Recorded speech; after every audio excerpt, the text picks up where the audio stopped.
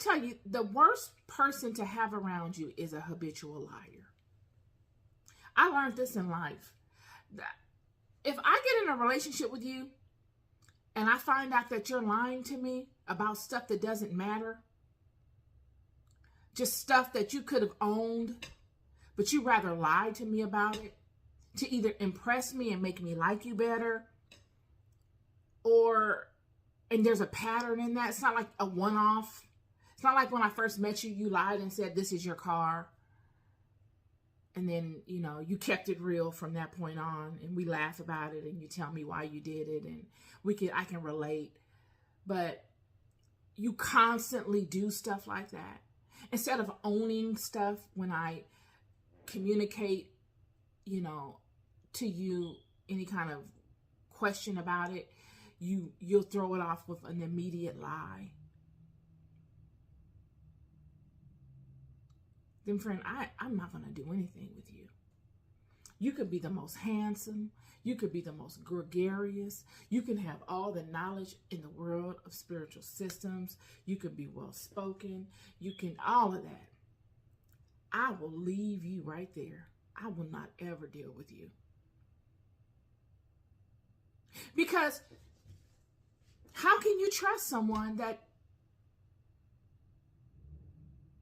hasn't even taken the time within themselves to come to terms with who they are, the reality of who they are, and to get them right? Yet instead of doing the work to get them right, they just fabricate and live in a fantasy and lead with lies. They buffer their lives with a whole bunch of lies, to the point that nobody even knows where the lies and the truths begin or end. They just blend. Yet, it's when the storms of life come. This is the point. It's when the storms of life come and and everything matters, that makes these people such a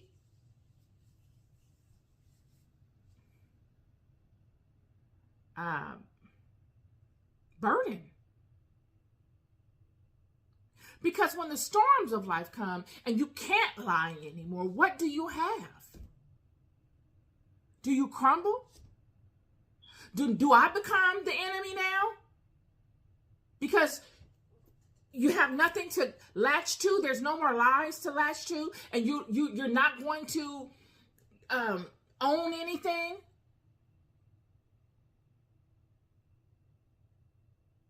And I notice that with most of those types of people, it is when the storms of life come that they will turn on you. You become these people's enemy, because they have not found it within themselves to really work on themselves and overcome the spirit that drives them to the deception of the lie.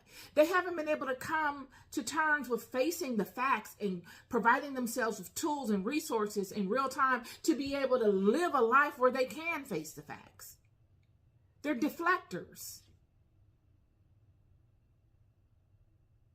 So no, I could not deal with that. But the one that is able to contend is the one that can face the facts. The one that has done the work, the deep, deep work in facing the trueness of who they are, because it's all you. It's never anyone else. It's all you. It's not how you dress up and go out into the public and present yourself. It's the you that's okay with getting rejected. It's the you that's okay with sitting alone and feeling just as confident as if you were around 30 people. It's the you that realizes that being around 30 people is a very vulnerable state. The fact that you feel like you need to have that around you to feel comfortable is a vulnerable place to be in. And so you've done the work to overcome that. The you that doesn't just go out in the world and go to the gym so that they can look athletically strong, so that people can look at them and say, oh, she's dedicated. Oh, she is, she cares about her outward appearance. She cares about herself. But the you that has done the work internally to be internally strong, friend, if they were to see how strong you are internally, you would look stronger than all those that you see with these athletic physiques. You could be their personal trainer. You could be their personal trainer in spirit for whatever sports team, whatever top sports team that they have in the world. You could train those people. You be a top trainer spiritually. And it is these people that go unnoticed a lot of times in the world because they don't make a lot of noise. They don't usually want to even be seen, friend. The people that don't get it any kind of way.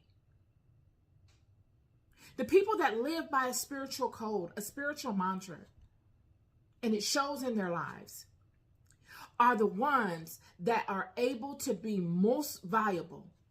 They are the ones that can contend. They are the true ones that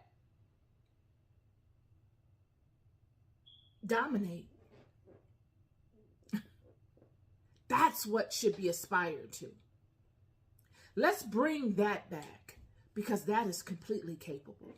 That is completely doable. All of us are capable of that. Not saying the outward stuff is not great. I think the outward stuff is great. But can we begin to